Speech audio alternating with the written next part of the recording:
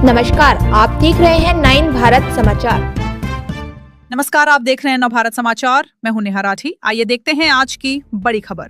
15 फरवरी को हनुमकोंडा के हायग्रीवाचारी मैदान में जागरण करने वाले भक्तों के लिए एक कल्चरल गैदरिंग प्रोग्राम किया जा रहा और इंडस फाउंडेशन के चेयरमैन एनुगुला राकेश रेड्डी ने कहा कि लोगों को प्रोग्राम को सफल बनाने के लिए बड़ी संख्या में इसमें हिस्सा लेना चाहिए।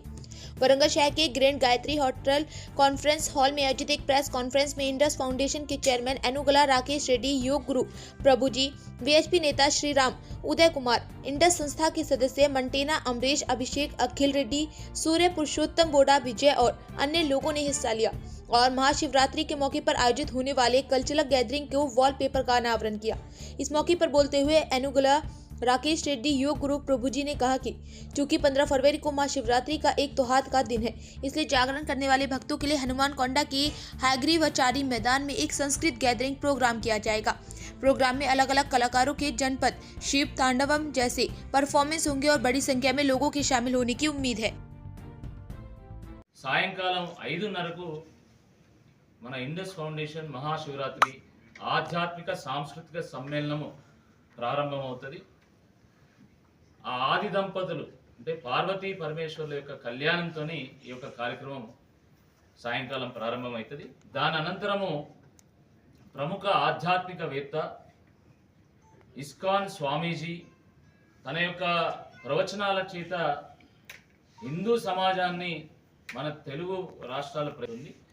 దాని అనంతరము ప్రముఖ కిన్నెర వాయిద్యకారుడు తన 12 మెట్ల కిన్నెరతోని ఎంతోమంది వీరుల యొక్క గాథలను ప్రపంచానికి చాటినటువంటి కిన్నెర కళాకారుడు పద్మశ్రీ శ్రీ దర్శనం మొగలయ్య గారి యొక్క కళారూప ప్రదర్శన ఉంటుంది.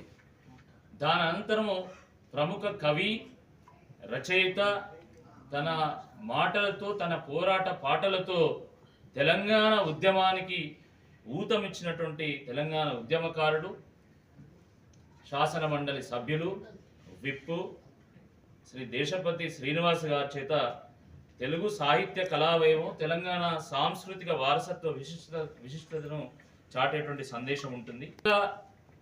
సినీ సంగీత దర్శకులు, గాయకుడు, దర్శకుడు అయినటువంటి ఆర్పి పట్ నాయక్ గారి చేత స్వరాభిషేకం ఉంటుంది.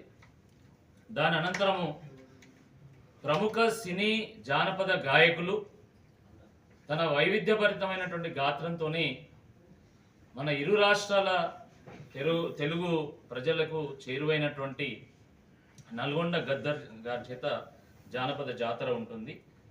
దాని అనంతరం మన ఓరుగల్లు ముద్దుబిడ్డ ప్రముఖ సినీ జానపద గేయ రచయిత ఊరు పల్లెటూరు పాటతోని ఆ పల్లె ప్రేమను, లాలింతను, ఆ జ్ఞాపకాలను గుర్తు చేసి జాతీయ ఉత్తమ రచయిత అవార్డును అందుకున్నటువంటి శ్రీ కాసర్ల శ్యామ్ గారి చేత గేయ సందేశం ఉంటుంది.